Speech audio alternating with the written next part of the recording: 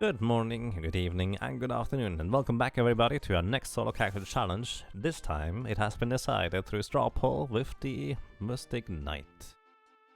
Well, let's just get started, and as usual, I need to focus the timer in order to start the timer. So, Mystic Knight, I'm looking forward to this one because for once we will not have to worry about the white hole on the final boss, since Aegis Shield blocks petrification, and if you block either petrification or instant death, you will never get killed by white hole. So it's basically a free move for the Mystic Knight. Mystic Knight overall is really powerful, just kind of in its own right regardless, and we will make good use of its abilities. And I think this is gonna be fun.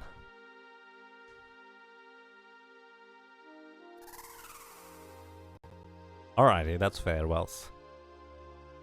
So once again, if anybody would like to join the raffle, I'm gonna pick 3 winners. The first winner is going to decide whether it's gonna be Butts or Ferris as our main characters. The second winner is going to decide what the name is going to be for Butts, preferably appropriate or for relevant.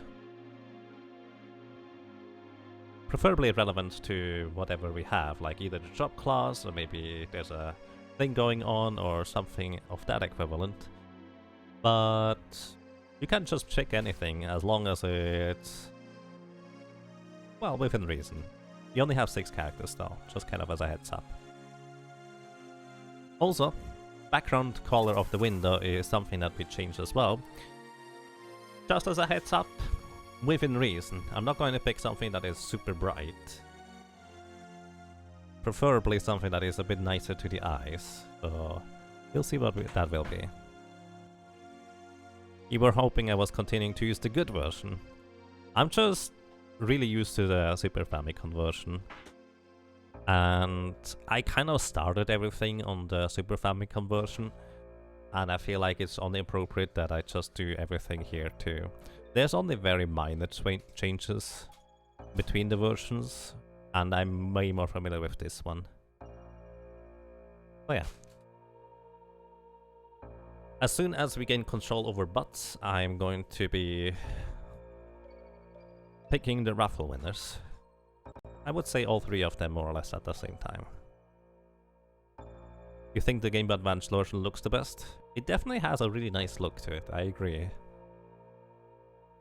It also plays overall a bit better, I would say, thanks to the L and R buttons actually being used. You can see how much maximum HP and maximum MP a character has. You can see the individual status effects in combat.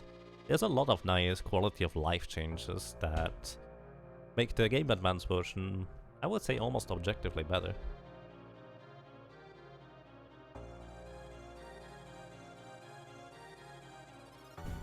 And yes, it's Butts with B-U-T-Z.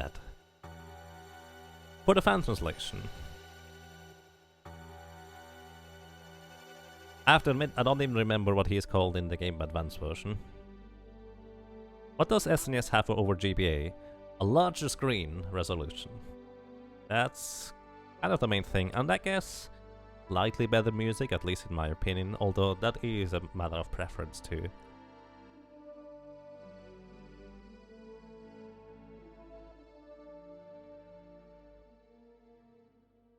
SNES also has a lot less lag, that's true. In the final boss battle it's especially noticeable, where Ran Cross takes a few seconds longer in the Game Boy Advance version.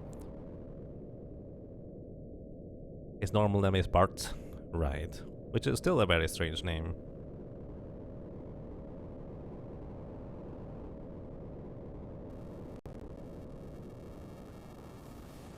Alrighty, I'm gonna pick the raffle winners in just a second here. So, as mentioned before, the first winner is going to tell us which character we choose, Ferris or Butts. And it is going to be Evil Tentacle. So, would you like for us to do this adventure with Butts or with Ferris? Congratulations to you. So, the second winner is going to tell us what the name is going to be for our character. And the winner is Mr. Crimson. That's you indeed, Evil Tentacle. Mr. Crimson, if you would like to give us the name for our character, feel free to let us know. If you need to wait until it's chosen whether it's bots or fairies, that's okay too. And the last winner will tell us which background color for our menus we're going to be having. And that winner is... Arc Lucille. As usual, feel free to correct me how to pronounce your name, but you're gonna tell us which background color it is. So for reference, in Game Advance version it's a lot more rigid which background color you can choose.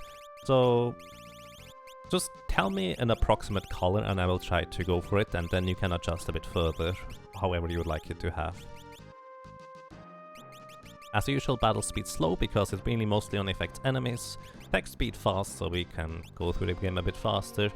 Window command set is short, which means I can press up for attack, down for items, left for the first ability and right for the secondary ability. I prefer that. And then memory cursor so the game remembers where we have been. Also there's no... yeah, actually GBA also has dash, which is really nice too.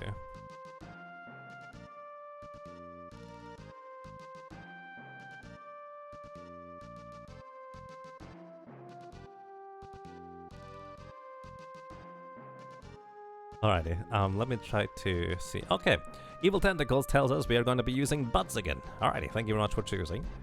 Greatly appreciate that.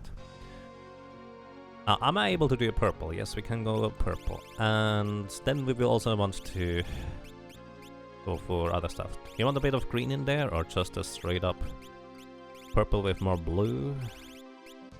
Something darker, something brighter, something more like violet, or a lighter one? What is your preference? Nim is going to be gross. Alright, thank you very much, Mr. Crimson. A dark purple, kind of like this, or more red, less blue?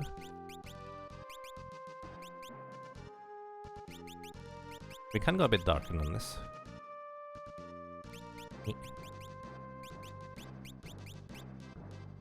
Like this, or a bit brighter?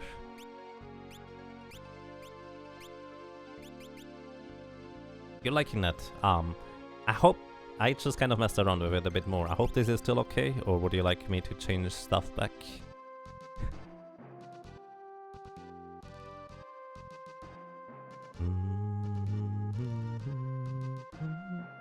Just got it right? Alrighty, thank you very much for choosing, guys. So yeah. I'm gonna save over this guy. Okay, our main character is going to be Crows, with a K, Rose. And the main character is gonna be Butts. So yeah, as you immediately notice, we are significantly slower. And that's just the casual pace you play on the Super Nintendo version. There is a hack that allows your character to dash, regardless of whether you have a thief in your party or not. But we don't have that right now.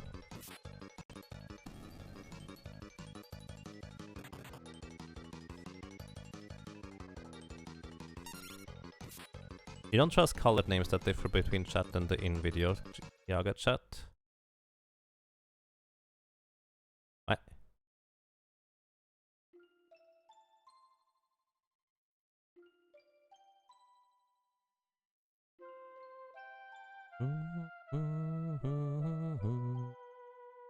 Alrighty.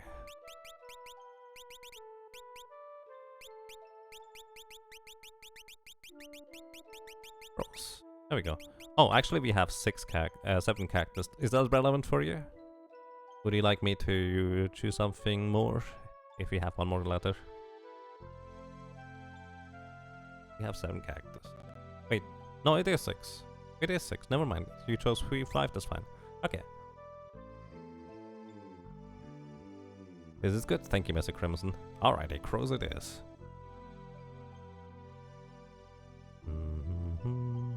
Have you never noticed some people don't have to pick color, they get assigned a random color in every instance of a chat? This is to them appearing different every time, but more importantly different in your chat versus the streamer's chat. Oh, you mean the on-screen chat? Yeah, I understand what you mean.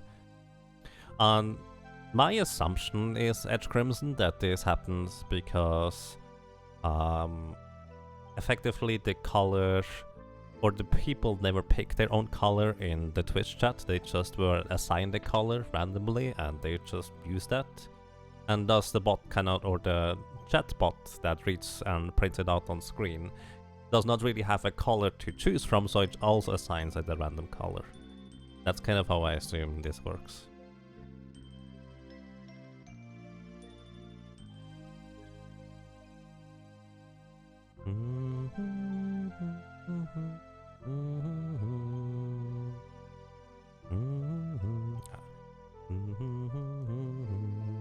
Is that exactly what you said?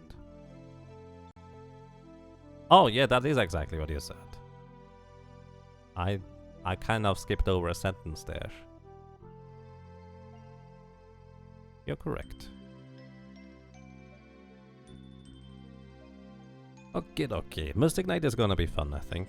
I think we can take on Carbos without too much trouble. So, let me tell you a little bit about Mystic Knight. Just kind of from memory. Mystic Knight is fun because it was actually one of the 4 jobs that I had when I played this game for the very first time myself. The very first time I played Final Fantasy V, it was through a 4-job fiesta. A 4-job fiesta means that you are randomly assigned 4 of the possible jobs, and you just play through the game with just those 4 predetermined jobs. And, well, one of those jobs for me was the Mystic Knight, which normally gets unlocked at the Water Shrine, and we will be able to use the Mystic Knight a little bit before that this time around, thanks to, well, as mentioned before, using a cheat code to unlock the classes right away. Mystic Knight is also called Sorcerer in the PlayStation version, which is a curious name in my opinion. Well, the gist of it is that you use elemental magic to enhance your sword ability, and then use that ability to attack with certain elements instead, or even specific status effects. And I'd have to say, the elements that the Mystic Knight has access to in conjunction with the status effects the Mystic Knight has access to, plus the status effects through the Mystic Knight's physical attack application, having a 100% chance to hit and never miss unless your physical attack misses, makes him one of the most powerful characters in the entire game, because you have access to the basic elements, fire, ice and lightning. You have also access to a number of status effects, and status effects in this game are really crazy strong. On top of that, Mystic Knight has overall really good stats. As a matter of fact, one of the craziest things I think Mystic Knight has is that Mystic Knight has the second highest agility of any of the job classes, tied with the Ninja with 38 as a baseline, which is really, really high.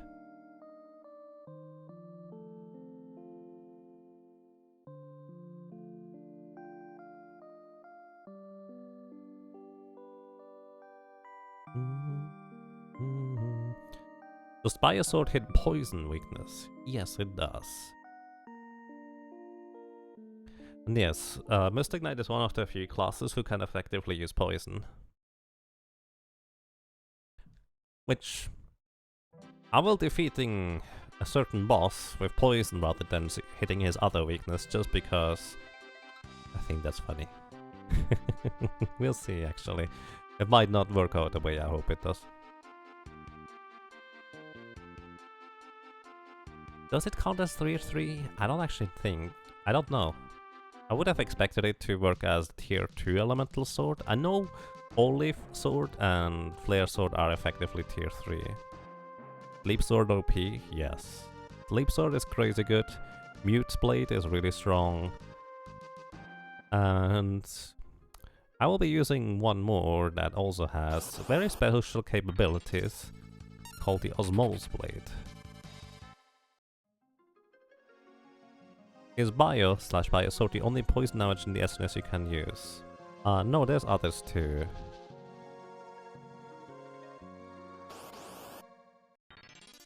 There's also a poison as a straight up ability that effectively, well, I guess for the Mystic Knight gives it a poisonous element for the weapon, that is. And yes, Flare Blade does pierce defense, that is accurate. Let's see, what else does use poison? There's probably some catch and release thingies that use poison. Geomancer also in the pyramid can use poison mist. That is technically poison too. What else? There's not a whole lot of sources of poison. If you break a venom rod, you do effectively cast bio as well, so there's that, I guess.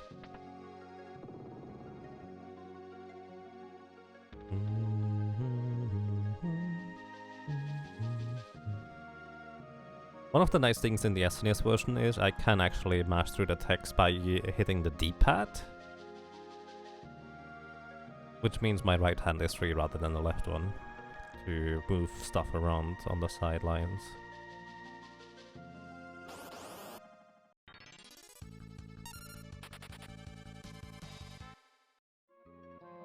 And yes, Shinkut here, that is accurate. If you're a time mage, then everyone is weak to breaking poison rods. I mean, yeah, I guess. There's less poison than water damage. Yeah, actually, that's true.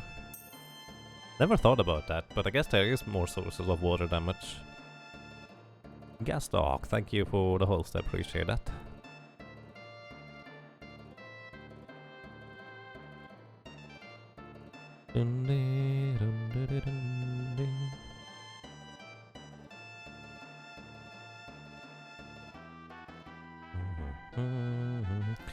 Honestly, the thing I'm most looking forward to on the Oracle is actually decent agility for once. Because having decent agility makes a huge difference on a lot of bosses, especially in the early game where they might just be very slightly faster, but because they are just slightly faster, they get like 2 extra turns on you in the long run, which can be rather devastating.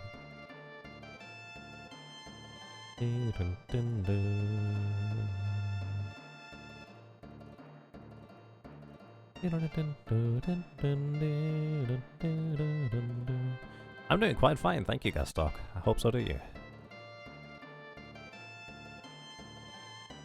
But yeah, actually I can't think of any other source of poison damage now that I think of it. I never realized poison is even more rare than water.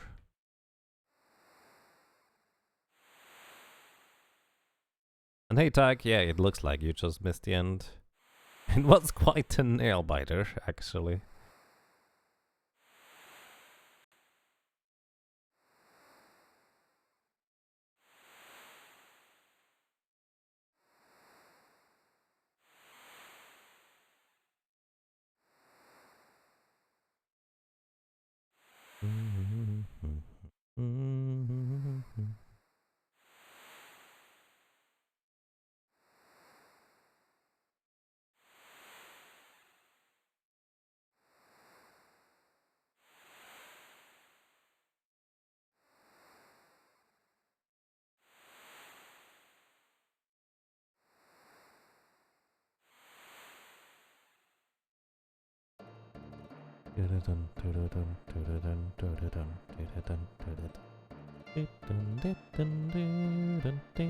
I really like this music, by the way. It's so good.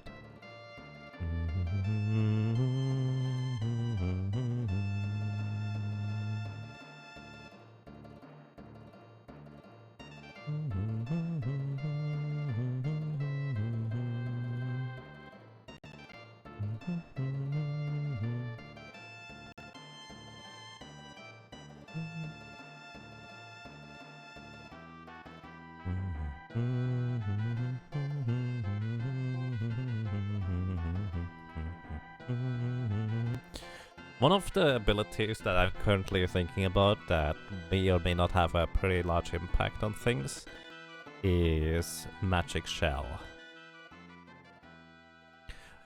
So one of the passive abilities of the Mystic Knight is that when you get to low HP, as in your character crouches down, goes to the knee, which I don't know what the HP threshold for that is.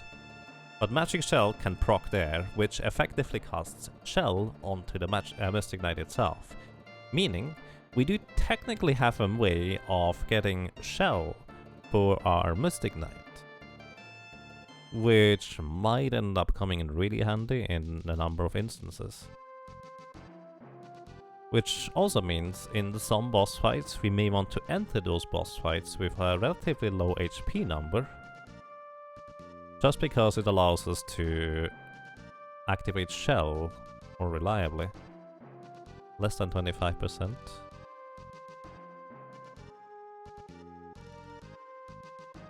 And yes, Necrophobe might be one where we can use Shell.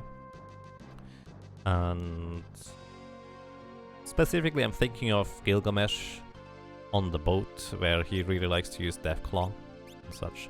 Alrighty, so we have unlocked now the chop of Mystic Knight for butts. So before we do anything else, I'm gonna remove all of your weapons, Ferris, because everything goes onto the Mystic Knight here. Remove all the armor. Ferris can have the... not dagger, no. We get the dagger here. And you have the broadsword. Alrighty, so let's take a look at our Mystic Knight real quick. So Crows, our Mystic Knight, is pretty strong on a lot of stats. Strength at 42 is definitely really high up there. Basically, he's a pretty strong melee fighter with a strength of 42. Then agility of 39 means Mystic Knight goes really fast. I was actually surprised to find out that Ninja is fast, but Mystic Knight is the same speed, it's crazy. Then magic power is at 26. Actually about average, it's not even particularly low. And that's that, so yeah. Our dagger attack is, I think, 16? 14 attack. Which means we will want to start calculating other stuff. An Iron Lead, thank you! And it's 1 year. Still have challenge 9 in the description? Oh, I see. Yeah, that makes sense. Thank you, Iron Lead, for entire year. 12 ROMs of support. Welcome back to you. And well, I'm glad you enjoy your stay. Thank you so much, Iron Lead. That's really kind of you. So, here's our Mystic Knight stats. We have 42 strength, 39 agility, 26 spell power. The weapon attack is 14, equipment weight doesn't matter for now. And our weapon of choice is a dagger.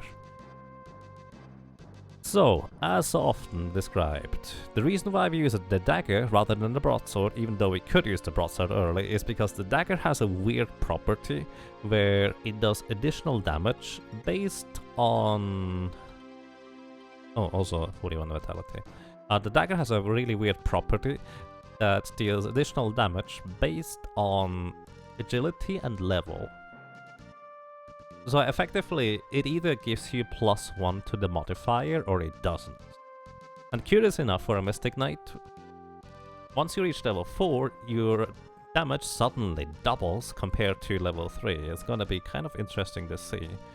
And I think my basic goal will be to reach level 10 in order to take on Carbos, where we have a comfortable HT total of about 228. And we also, our dagger has a really nice additional attack power of multiplier of 6. So that is going to be what we'll be using. Which, by the way, worth noting that every 3 levels approximately we get an additional 1 modifier to our damage. But because just coincidentally after 3 here we lose 1 as well, it still stays the same. So, alrighty, initially our goal is going to be level 9. And we don't actually have any need to get any spells or elemental things yet. Okay, let's get going. Mystic Knight, if your character has a boost to every base stat. That sounds about right. Mystic Knight stats are really awesome. And the ability to equip a shield is amazing. since we will be able to use that leather shield to good effect, since it's not much, but the leather shield gives us a 10% chance to avoid dying or avoid an attack in the first place. So as usual, we need to get rid of our allies here so they can go to sleep before we do anything else. And you can already see the Mystic Knight's turn comes up way quicker than the other characters. Alrighty, and now we have a solo Mystic Knight. And yes, shields are crazy powerful in this game. They don't just give you a chance to block, but later shields also give you an additional opportunity to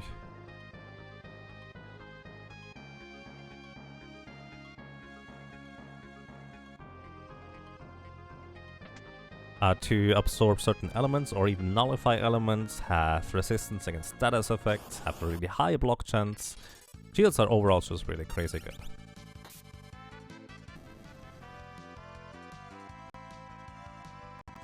Double check, Mystic Knight has plus 14 to strength, agility and stamina and plus 1 to magic. Yes, Mystic Knight is really crazy good. Okay, actually forgot to grab the 5 additional health potions that we can get.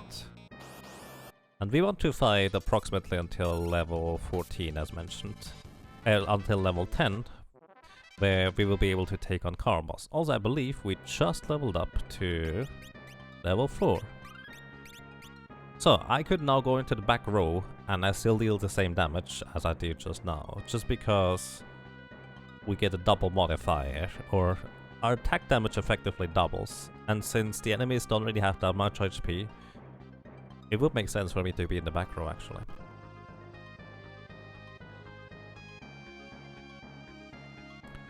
Red Mage does not equip shields, I believe. Well, speaking of equipping things, the Mystic Knight can generally equip heavy armor and medium armor. But also, one of the more interesting things is, Mystic Knight can equip basic swords. And those swords have various effects that range from ult with the ancient sword to sleep with the sleep blade. So even if we didn't have those status of... We don't actually have any way of inflicting ult outside of the ancient sword. But we don't technically need the sleep blade. So, we are in the back row. We're gonna deal the same damage still. Kind of neat.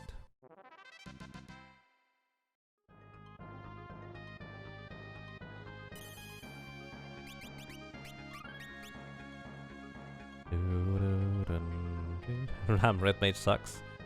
Red Mage solo character will actually be pretty solid overall. It's not gonna be amazing, but it's pretty good. Just breaking up the broadsword so Galop has something to hit himself with. And aside from that, there's not really much of a reason for me to delay defeating this mini-boss here.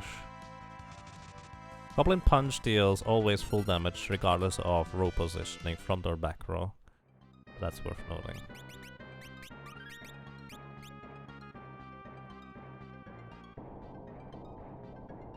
So we're level 4, we take on this guy here. So this is the Wing Raptor. Pretty basic.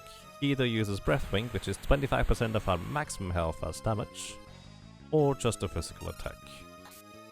He does have 0 defense, unless he is in his second phase, where he closes his wings. I don't know how much HP he has, to be honest. But while his wings is closed, his defense is significantly higher, meaning we don't really have much of a reason to attack. I'm just gonna heal with a potion and wait until we can go. We don't have anything for Magic Sword yet. You need to buy the spells in order to be able to use Magic Sword as an attack ability.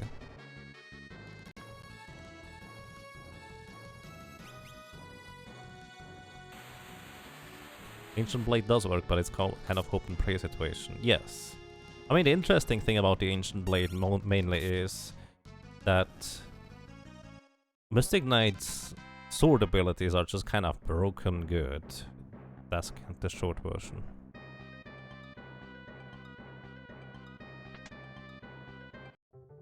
So I'm just gonna do the set of cutscenes here. Going to town, etc, etc, just so I will be able to have plenty of potions, so I don't have to worry about healing while grinding here a little bit.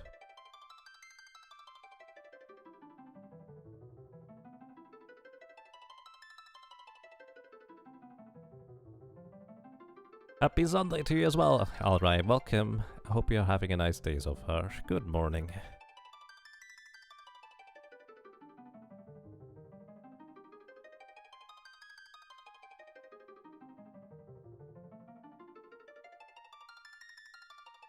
It's nice of you to drag them around even though they are sleeping on the job. Yep.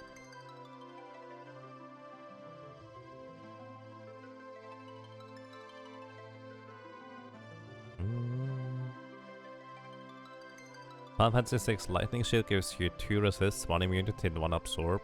Whoa, I was not aware of that. They're still pretty good, but I guess not that good. Aww. Sorry, Johnny the boy. You may want to rewatch the battle where we won, because that was quite interesting.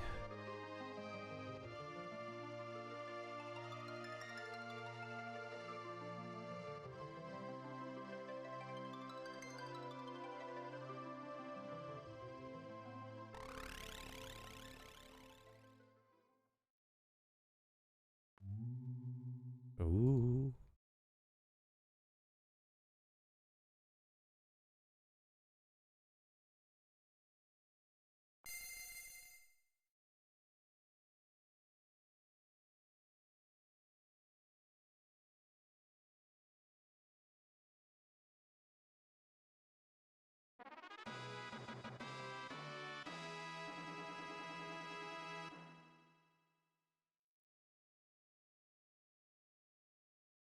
So at this point, before the stream ends, I'm going to go ahead and do the 2 cutscenes, level up our Mystic Knight to level 10, and then we try to beat Carbos a few times. So while we have pretty good likelihood of succeeding against Carbos, we still have a pretty good likelihood of dying as well, just kind of by the nature of how this fight goes. It is worth pointing out that I could potentially enter the Carbos fight with really low HP, to potentially trigger Magic Shell at the beginning of the battle, because I think the beginning of the battle you already have a chance to use the anti-magic shell, even if the enemies don't necessarily hit you in the first place.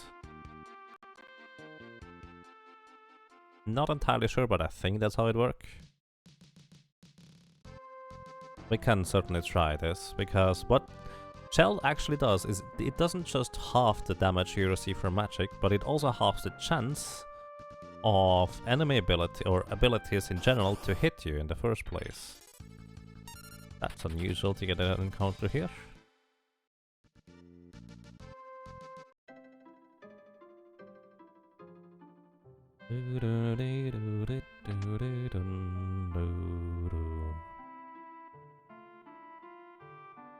Beer.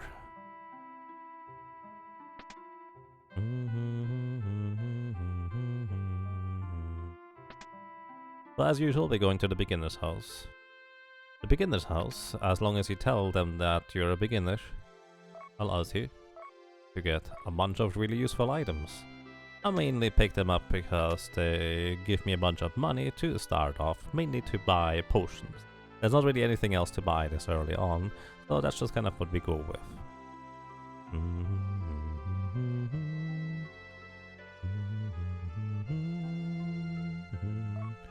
Here we get a tent. Here we get a potion. Over here we get a phoenix down. And on the right side we'll get some leather shoes. Leather shoes give you 1 defense. 1 defense doesn't sound like a whole lot, and in the long run it isn't, but this early on it actually can make quite a bit of a difference, since it can reduce the damage by just enough for us to survive.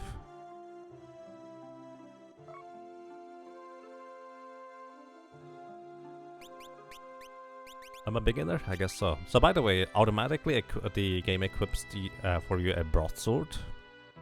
But the thing is, as mentioned before, let me Just double check whether I'm even correct in this. The broadsword has 1 more attack power, so 15 instead of 14. But if a dagger at level 10, I think we will deal more damage. The average damage on a dagger is going to be 33 with 14 weapon attack. Let's see a sword with 15 weapon attack. And the average damage, actually even the maximum damage is 30 with a sword at level 10. It's just that the dagger, whenever the additional 1 attack power thing kicks in, it's just better. If it doesn't, the sword is actually better, usually, because it usually has a bit more attack power. I already got them, I guess.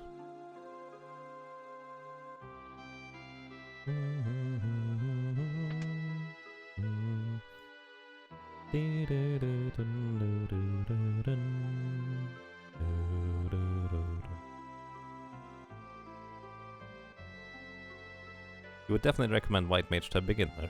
Story checks out. White Mage is nice. Maybe not as a solo class, but White Mage is nice.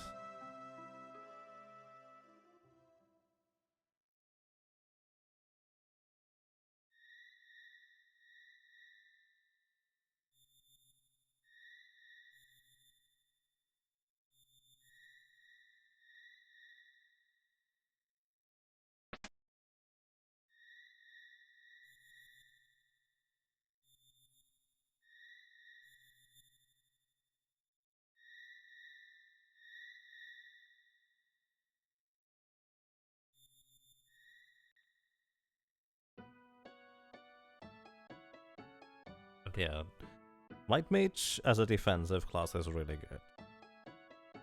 Armor and shell just half all the damage you receive. It's plenty of healing. And then even some status effects like mute and confusion can be used as well, which are really good in specific situations.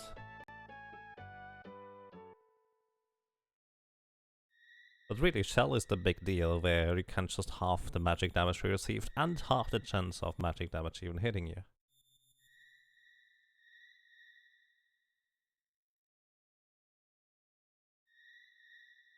I see, my very first class, or job in my very first Forge of Fiesta and very first playthrough was actually a thief. It was a bit rough in the beginning, but after reaching the water shrine and getting a Mystic Knight, it was smooth sailing from there. I had no idea what the Mystic Knight did, but I was pleasantly surprised.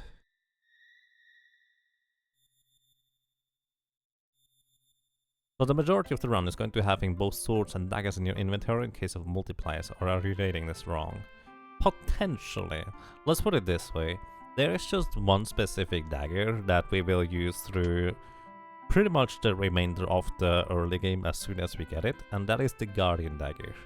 And that is not necessarily because it deals more damage, but just because it has a 1 in 4 chance to block physical attacks from the enemies, which can be very important.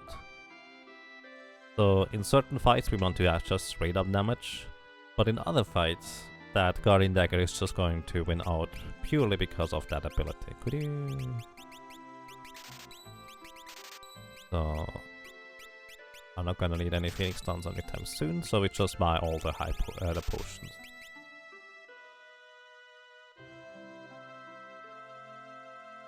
And it's called the Guardian Dagger in the fan translation. It is called the Mage in the Game Advance version. It's like a parry dagger. Parry dagger. You had 3 Berserkers and 1 White Mage. Forge of Fiesta was relatively simple to win. Nice. Oh, shoot. Right. I forgot to switch back. Thank you, Phineas. The derp. I was just cutscenes anyways. Okay for now.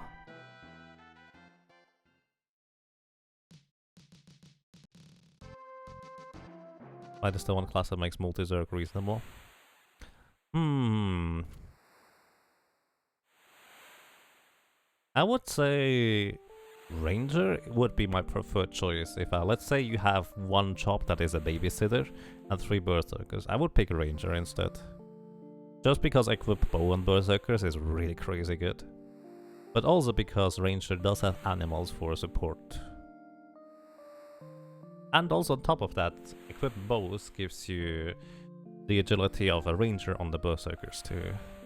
Meaning they are going to go 30 units of time faster than before. Your last run was Thief, Monk, Ninja and Berserker. That actually sounds like a lot of fun.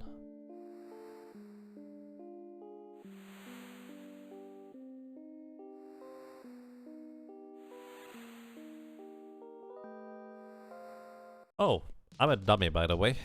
I already forgot the first thing that we need to do. And as a result, I will have to sell some stuff because I don't have enough money. So, what I forgot to do is I need to buy spells in order to be able to use them. I will sell the tents. So, we need to buy lightning, fire, and ice. Since we will be able to use those as a Mystic Knight. And this is kind of part of what makes the Mystic Knight so crazy good. Since fire, ice and lightning, basically we just deal normal damage to enemies. There's no reason to use those elemental blade abilities against regular encounters that are not weak against a particular element. It just deals neutral damage still.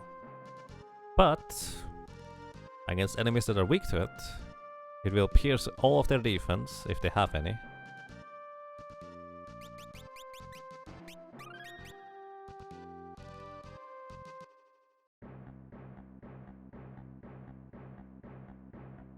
And also deal double damage. And our first real boss coming up, Carbos, is weak to lightning. So using Lightning Blade is gonna be amazing. One of the downsides compared to a Black Mage is that it's only single target. Also, on top of that, we do need one turn of infusing that element into our weapon before we can actually use it. Preemptive strike.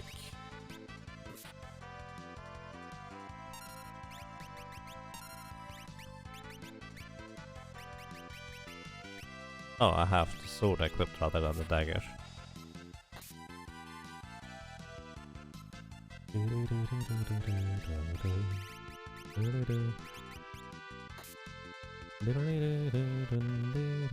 So those Moldwind enemies are important for us at this point because as early as it is in the game, we kind of need elixirs in order to be able to survive. Potions only heal for 50 HP each, which means if I need to heal up quickly, an elixir is kind of the only option that we have right now, since you can only buy regular potions and the only other healing item is literally an elixir which heals your MP and HP to full. Speaking of MP, Mystic Knight does use a little bit of MP every time they use an elemental weapon, but it is so little that most of the time it's not really going to be relevant. So there's that. So we want to both get levels in this section here, but also we would like to get at least 2 or 3 elixirs to make it past the early stages of the game. That is the current goal here. So this triple Moldwind encounter is amazing, but also a little bit scary because... Nice block. Moldwinds in their second turn, they have a pretty high chance of using Arrow as an ability, and that deals about 70 damage. Wow. I'm really lucky that he didn't use it. Each one of those Moldwinds has a 1 in 16, namely a rare chance to use this. Also, we just learned Barrier. Automatic magic barrier near death. I wonder whether that can proc twice if I equip it like this. Never thought about it until now. Don't use the broadsword, use the dagger. Does magic sword overrule chicken knife? No, the chicken knife, the special effects of weapons and such will still come into play actually. And you can use magic sword with a knife. Regular swords and knives, samurai swords generally work. The remainder of the weapons generally don't work with using the magic sword.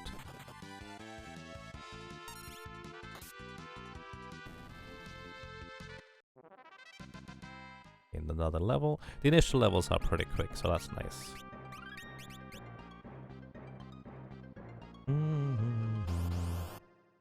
He keeps the shield in his turban. I guess so. I should always kill, in this formation anyways, the snake first, because it can paralyze me. And then we kill the Moldwind. Wait, am I level 7?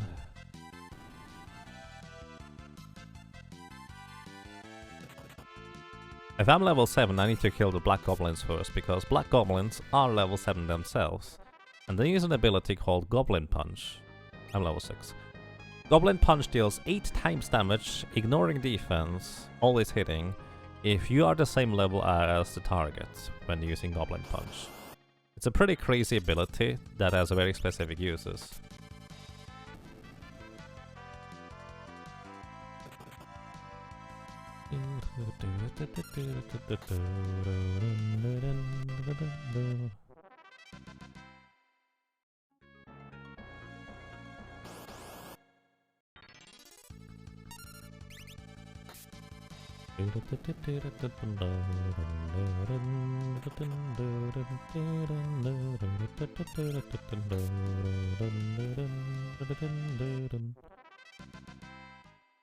So, I think just leveled up to 7, so now I need to kill the Black Goblins first of all, because they will deal crazy damage whenever they use Goblin Punch. So I just hope for the triple Moldwind encounters, since we kind of really need or would like to have some elixirs. Please.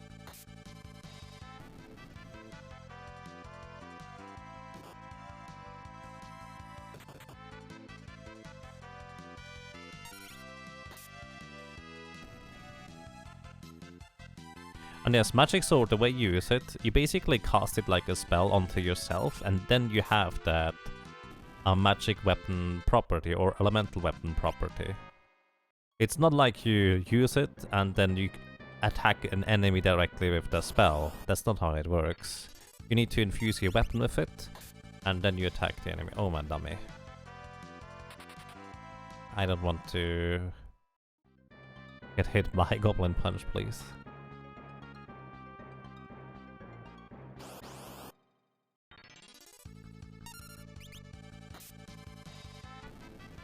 I can demonstrate this real quick if you guys would like to. So the way you do this is you use Magic Sword, and then you select whichever one you want. You cast it on yourself, and then on your regular attacks, it will execute this. So this guy is not weak to... Is he weak to ice? I guess he might be weak to ice. No, it does not last over one battle. You need to recast it every single battle. Hey Cross Product, welcome. How are you doing? And yes, title says Oracle. I should update that. We just finished the Oracle.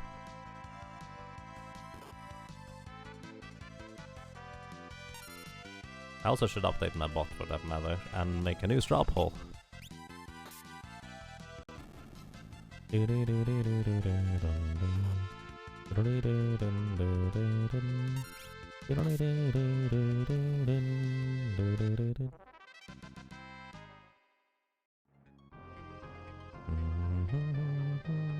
Yes, Shink, good here. I think that sounds about right. Attack from the back. Oh, this is an amazing encounter, except that if two of those guys use their arrow ability, I'm dead. So we can't really stay here, unfortunately.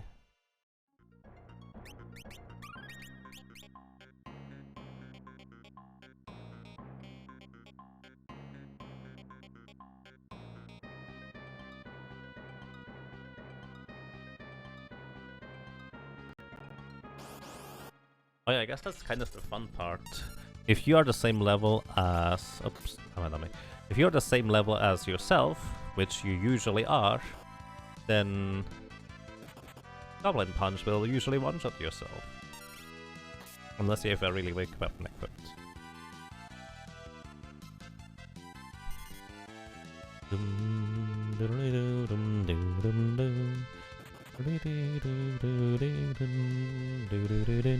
So recently we haven't gotten particularly lucky with rare drops like elixirs and such. But at the same time, on the more powerful classes, I don't mind getting a bit worse luck. As long as we get the lucky drops on the classes that really need them, because they would otherwise not really be able to get past certain stages of the game.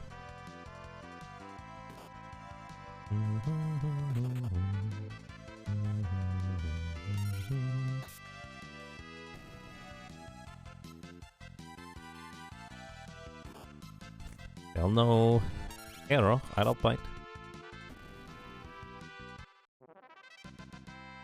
Hey, we get an elixir, nice. I would like to have 2 more of those preferably, but I don't think we necessarily need them per se. We could increase our probability of winning if we had more in order to take on Carbos though. Good morning to you, Ghost Wizard, welcome. I hope you have a nice day so far. Nice.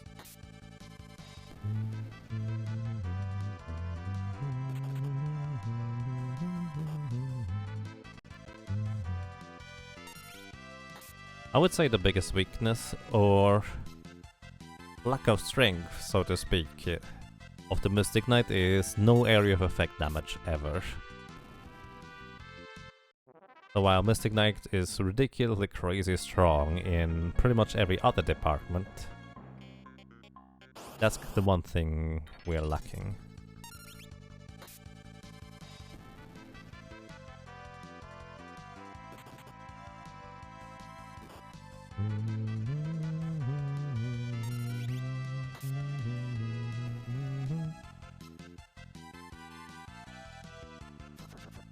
Ouch.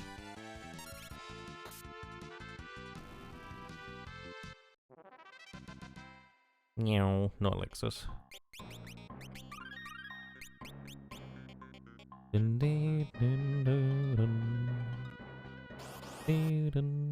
But for anybody who did not necessarily understand earlier what I meant with... I don't know if you're level 8 now, so the black goblins are no longer a threat. If somebody doesn't know what I meant earlier with multiplier and modifiers and stuff like that for damage, the short version is, Final Fantasy 5, you don't gain a little bit of damage every single level. Usually. You just reach certain thresholds of level and strength values, and then suddenly your damage jumps up by a good amount, let's put it that way.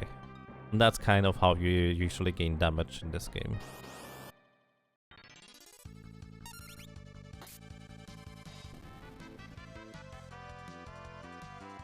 How did we defeat the 3 or 4 icicle boss? So the Necrophobia we defeated by using the magic lamp twice in order to just kill off the little barriers instantly. And then you use the magic lamp a few more times to get Golem. And combine that with Predict in order to deal double damage to Necrophobia, who is weak against literally every single element. And with just a little bit more luck we managed to defeat him. Why would Black Goblins be a threat over regular? It's because of the level 7. Once we were level 7, their Goblin Punch would have dealt up to... I think it's 96 damage. That's a lot of HP. We don't have to fight enough to survive more than one Goblin Punch. Regular ones can also use Goblin Punch. It's just that they are a different level, so it doesn't usually matter. As in, regular goblins are like level 1, and I'm way above level 1. Or they're level 6, alrighty. So yeah, if I was level 6 and fight against regular goblins, then they would be really scary too. Regular goblins are level 2, you say. Alright. So if I was level 2, then they could one-shot me. 6 is the butts only version. The crystal boss? Oh, you mean the actual crystal boss. Seal Guardians. We just use Condemn on them, probably. They are not heavy, and thus I could just use Condemn to one-shot each one of them with a single spell.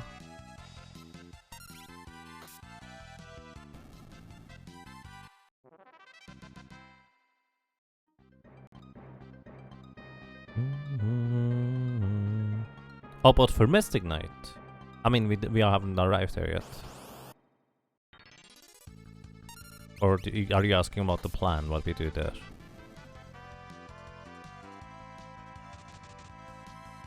Death Sword is not a thing. Ah, the plan, I see. Let's see. Let's take a quick look at the Seal Guardians. Do they have a certain elemental weakness? Or can we use...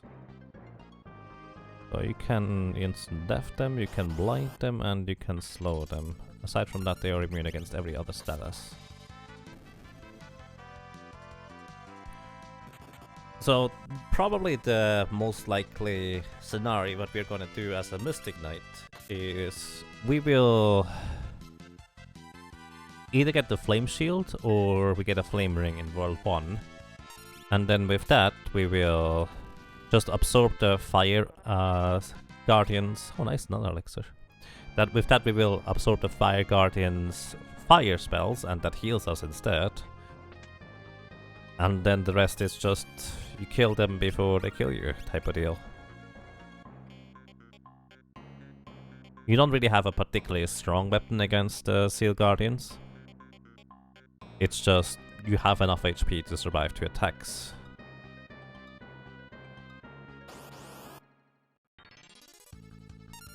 And yes, what Jace wrote is pretty accurate. But yeah, we can also use Rain Sword. We might not even need a Flame Shield at all. We can just use a Rain Sword, that is true.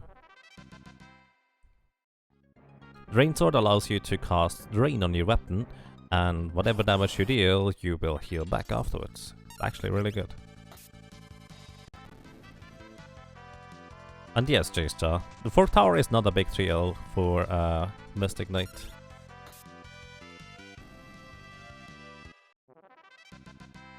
Okay, did we just... We're level 9 now.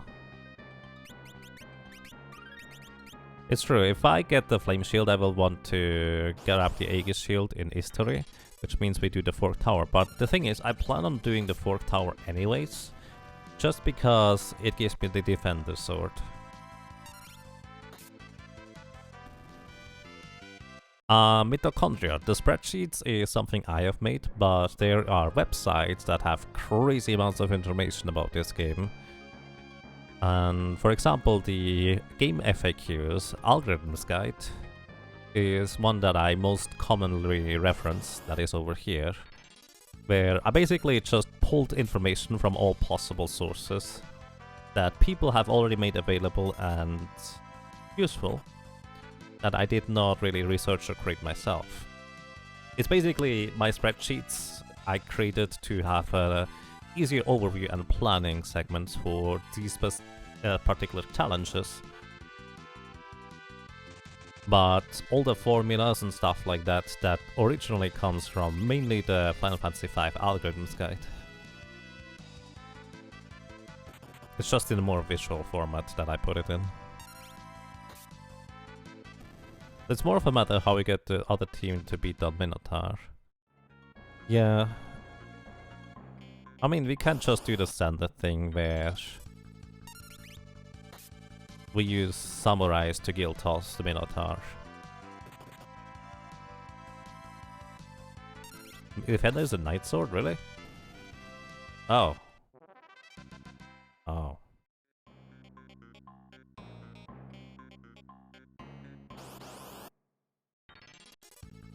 For some reason I thought I could use that as a Mystic Knight. That's unfortunate. I feel like it should be a regular sword. Just being able to use or cast Protect on yourself is amazing.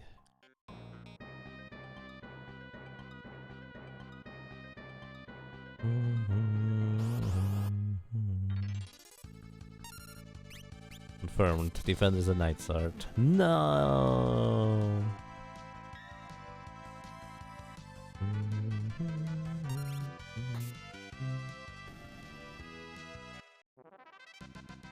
I think we have 3 elixirs now, don't we? Yeah, 3 elixirs, that is gonna be sufficient. Oh, we're also already at 10. When did I reach that? Freelancer Knight Gladiator only. Man. It'll be nice on the night though. Nice.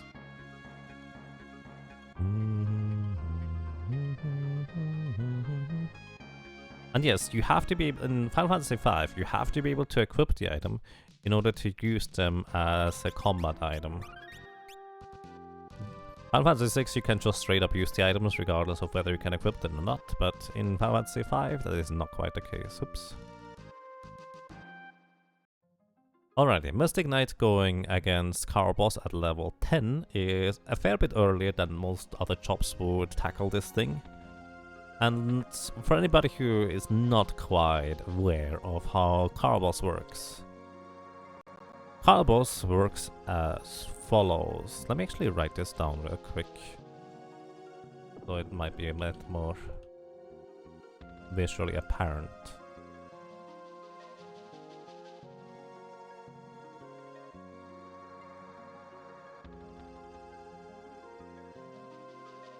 Light, tail, screw, tails, does.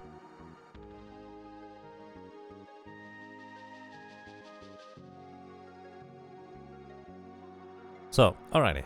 I haven't quite updated or created a section for the Mystic Knight yet, but this will do.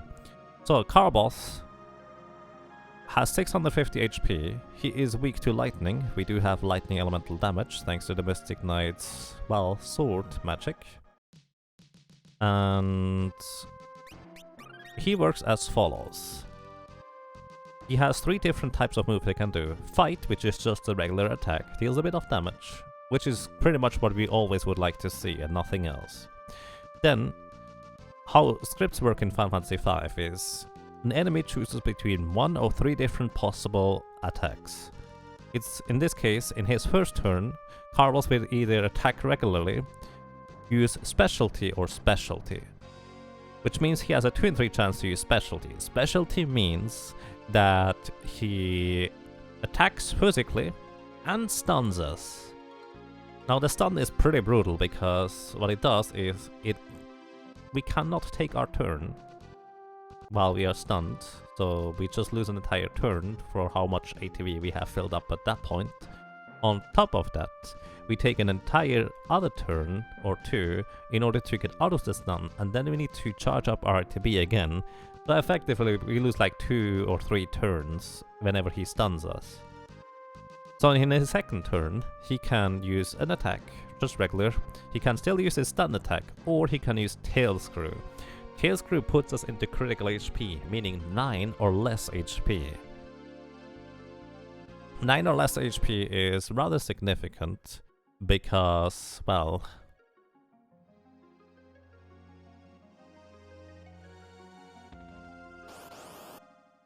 any other physical attack will kill us at that point. So what this means is that he can do the exact same thing in his third turn, and then he goes back to the top of the round. So whenever he uses Tail Screw on us, we have to heal, otherwise he has a pretty high chance of straight up killing us. Especially, a big problem is when he stuns us in the first turn, which he has a 2 in 3 chance of doing, and then uses Tail Screw in the second turn, and then just hits us with a fight or a specialty command and kills us, which is kind of the most common way to die against Carbos. So what I want to try now as a Mystic Knight here is a bit of an unusual strategy. And that unusual strategy goes as follows. I want to get myself to critical HP, and this can trigger the magic barrier. Oh, it can trigger twice. It can trigger many times. That's weird. So, the thing is, Tail Screw is an attack that has a chance to hit. Meaning, Shell, which is the Mystic Knight's innate ability whenever you're in critical HP, half that chance to hit. So we have more than a 50% chance to avoid getting hit by Tail Screw whenever it pops up. The problem is with me starting like this is that now I will have to heal up as the first thing I do in battle. So this may or may not be a good thing, because we can deal a ton of damage to Carbos thanks to our lightning elemental weapons, so it might be more pragmatic to just straight up kill him instead. I don't know which approach is better.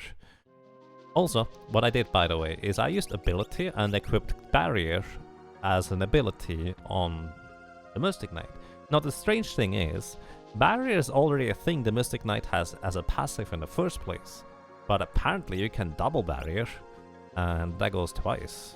Maybe. Hey Magus, welcome, how are you doing? So barrier is not guaranteed to proc though. Carbos has a speed of 30, which is equivalent of about 30 agility. We have 38 agility, which means we are actually faster than him.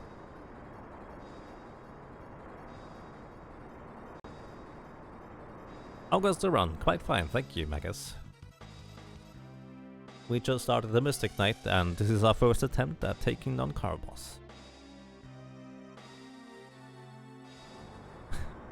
I see, thank you, Magus. Although I'm not gonna be around for too much longer, honestly. So, the question is, right now we did not get our Magic Shell proc. Do I just wait until I potentially get it? Or do I pray for something else? Yeah, this is a problem. Okay. I kind of hope that Magic Shell will be able to proc at the beginning of a battle, but maybe that is not the case. I thought there was a chance before battle starts, effectively. Shouldn't it happen by itself? That's a good question, I don't know. So the thing about those guys here is, those enemies just skip the turn where Ferris or Lena are dead, which means it might actually be that it still requires an enemy turn for our magic barrier to proc. And yes, it's supposed to be a reaction to an enemy doing virtually anything at all.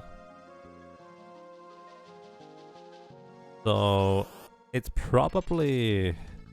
But the thing is, at some point I thought I saw Magic Shell proc at the very beginning of battle, without the enemies doing anything at all. But this might have been just the enemies skipping their turn rather than anything else. So this might not work the way I hoped it does. I'm just gonna start with maximum HP. Magic Shell is a reaction to an enemy action value in critical HP. Yeah, that makes sense. So my hope was that it would just proc the Magic Shell as soon as I enter the battle, but unfortunately that does not appear to be the case. Also, I don't think that using barrier twice actually does anything more than just once.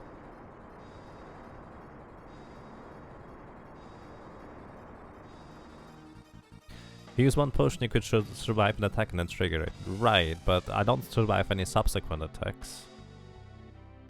And he has a higher chance of using attacks rather than Tail Screw.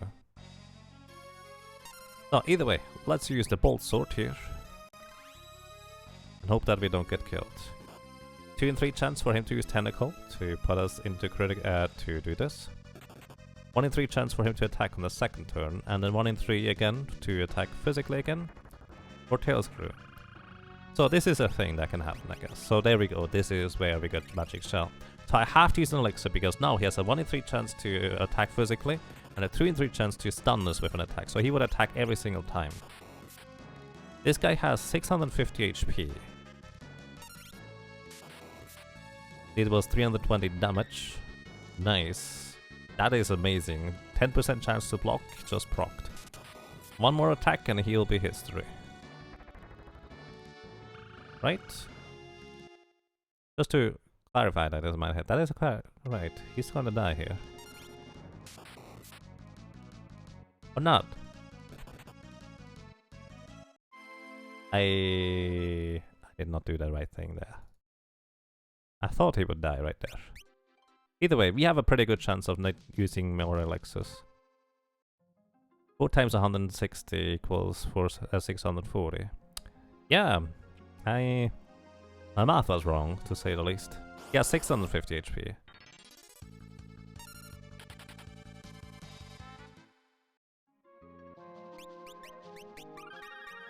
So I still hope that the Mystic Knight will be able to dethrone the Blue Mage in terms of how many deaths we take. But this is not a good start to that. Math magic is mighty.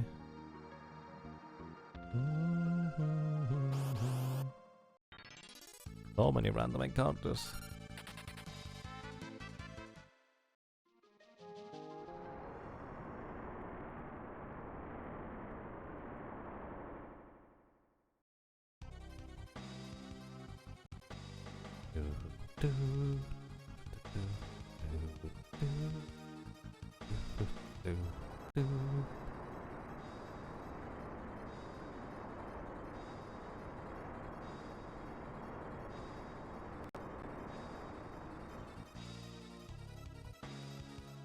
So here's a question. What level would you need to reduce the hits needed to kill Carl? Good question. I didn't actually even calculate or bother to check how much damage I can deal, to be honest. But I would say we would need 3 more levels in order to get additional attack multiplier up to 7. So 160. Stun, that's unfortunate. If he uses tail screw here, we are dead. Right, we're dead, guys. Actually, there's technically a chance to survive. The block chance. Didn't happen, but I guess whenever we have a shield that don't reset yet. But this is kind of the classic scenario. Stun, tail screw, death. Yeah, the thing is, our damage varies a little bit on how much we do. Oh, that's right, I need to reduce the enemy. P 30, 0 defense. Okay, I should get more accurate numbers now.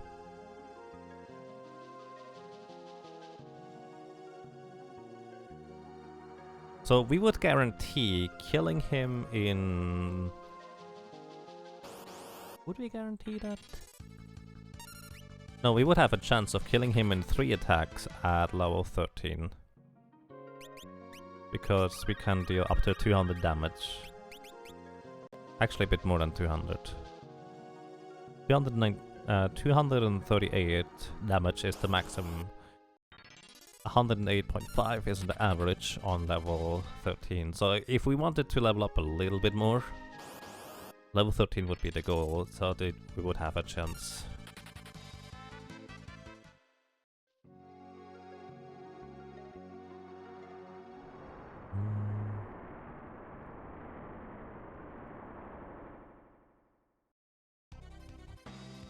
$160, 160, yeah. We would need 170. The thing is, our maximum damage right now is actually 200. Our minimum damage should be 164. Something is wrong here.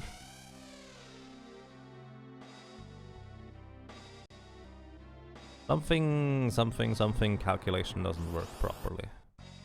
And I have no idea why.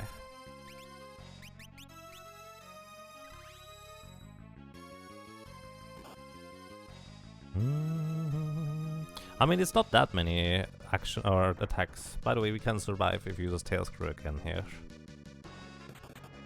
We could have survived. I mean, it's not that many attacks we need to get in. It's going to be significantly less that we would have to do with the summoner. With the summoner, we would level up to like level 17 or so, and then it would be 9 attacks in order to kill Carbos.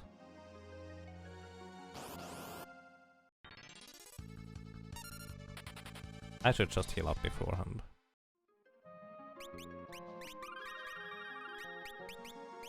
There's no reason for me to start the battle at low HP. problem is trying to survive the stun plus tail screw combo. Yes, it's gonna be pure luck. That's just how it is. And eventually we get lucky enough that he doesn't use those. The thing is, the chance to die is significantly higher than to survive and actually hit him. But it's never going to be as bad anymore as it was with the white mage, so that's nice. But there will be a few more classes where it will just be 9 hits with the dagger, and that's gonna be as good as it gets.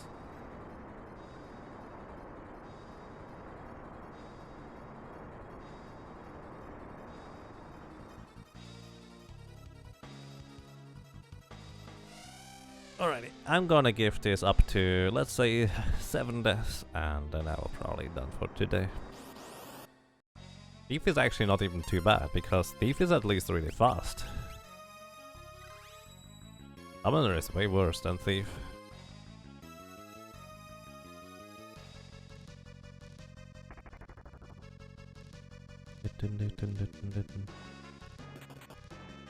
The classic.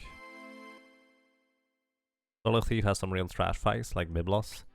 Biblos is probably the biggest culprit overall. How would Cannoneer fare?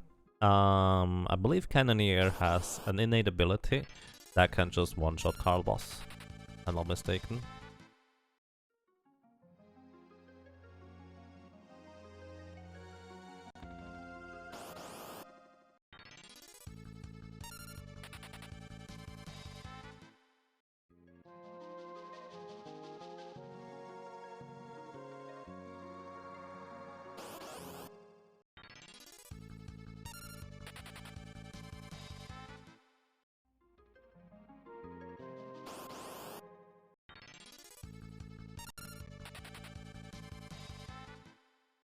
Cannoneer's Open Fire has a 90 in 256 chance to one-shot Carbos and 2 shots every other time.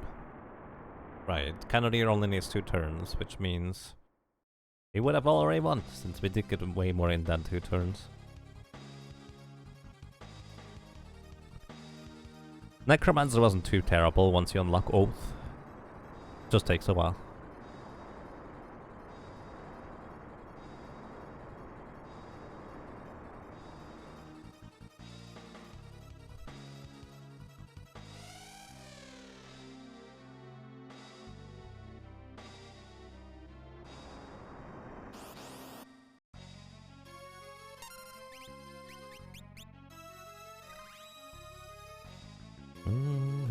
Hey, nice.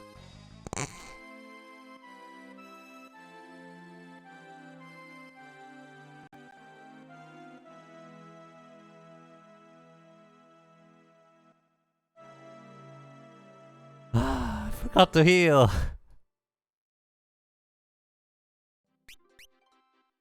I forgot to heal. Alright, we healed, now we saved.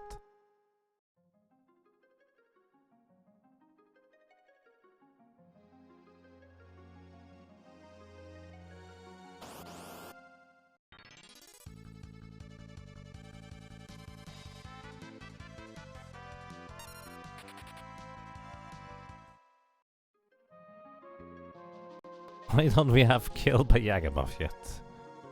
I mean, that's kind of a weird metric to track. Yes.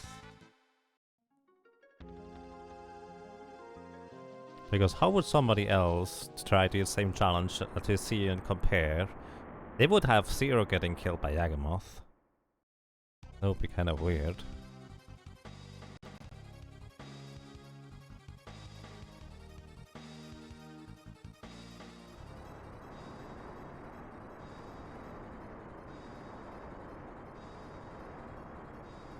Alrighty, we got to 8 deaths because that was just silly me accidentally doing this kind of thing.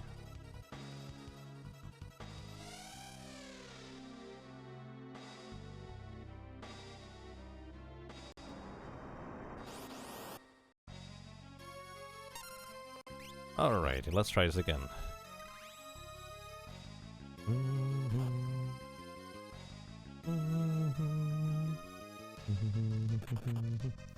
We're not instantly dead! Hooray! Oh, We have a higher chance of resisting Tail Screw now, so that's nice.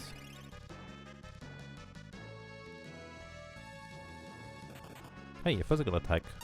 Okay, let's go. 160. Oh!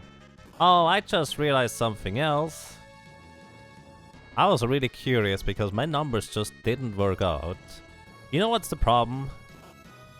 The problem is I'm using the broadsword and not the dagger. Because automatically optimizing equipment equips the broadsword rather than the dagger. And I forgot to unequip it. Actually no, I used the broadsword to put myself into critical HP. That's the problem. Also, I did not keep track of how many attacks I did. How many attacks was this? Can I attack again?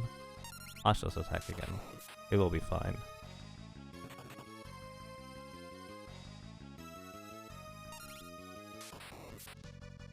Okay, we got him. So that one time, we would have won if I equipped the dagger instead of the broadsword. I'm a dummy, guys. Why is the dagger better than the broadsword? Basically, there's a weird quirk of the dagger formula where sometimes you get additional attack power from the dagger based on your level in agility, and sometimes you don't. And whenever you do get that additional power from the dagger, it's usually better than the sword, even though the sword has more base attack power.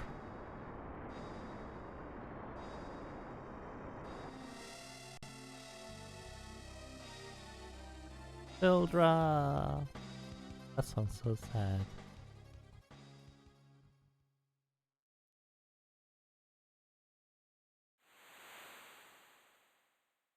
Yeah, what Jace just says is pretty accurate. Daggers benefit from agility and strength, but the code is broken so it only applies at some level and agility combinations. Precisely.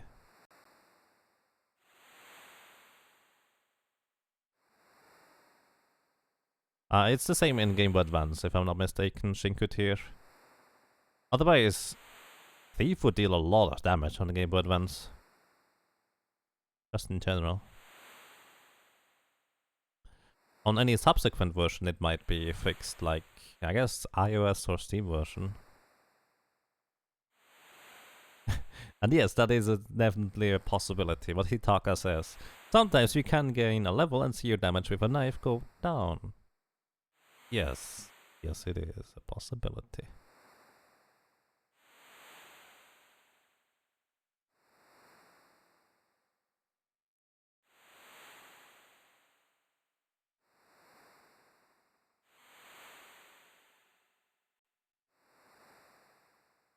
And yes, Jace, that is exactly what I think as well. I'm pretty sure they did balance it around the daggers having that low of an attack power. Why am I going down here? There's a flail down here. I can't equip a flail. A flail is actually a staff type weapon. Okay, let me help you, Galuf.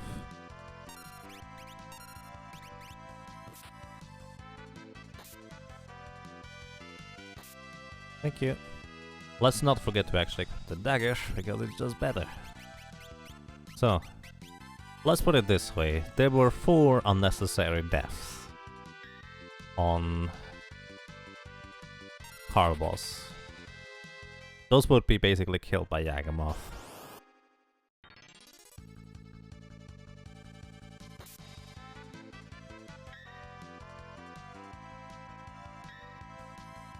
Something like that, yes. I mean, Tristan, you're not wrong, Tristan. That is how you end up calculating it in the formula for figuring out what damage it deals. But that's just kind of only replicating the effect that happens when the code tries, the code tries to read the numbers.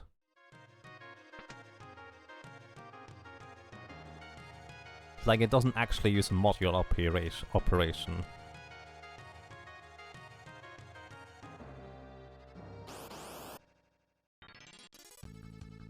Probably. Those Carcosa enemies have a 1 in 16 chance to drop elixirs as well. Especially early on, when the potions only heal for 50. Having some elixirs is pretty much mandatory on most classes.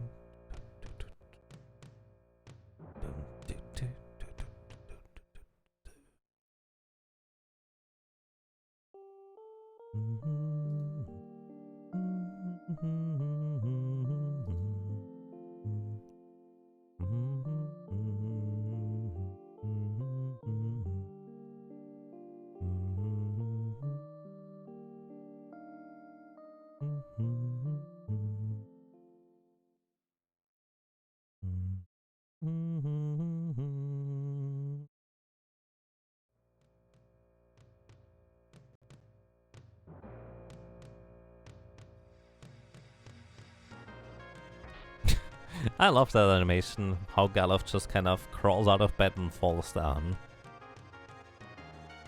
It's so weird, but it's a lot of fun. Alrighty, I think that is it from me for today. So, everybody, thank you very much for watching, for listening and for lurking, for being around, for being awesome as you are. I hope you enjoyed the show, and well, hopefully until next time. Take care everybody, and thank you very much.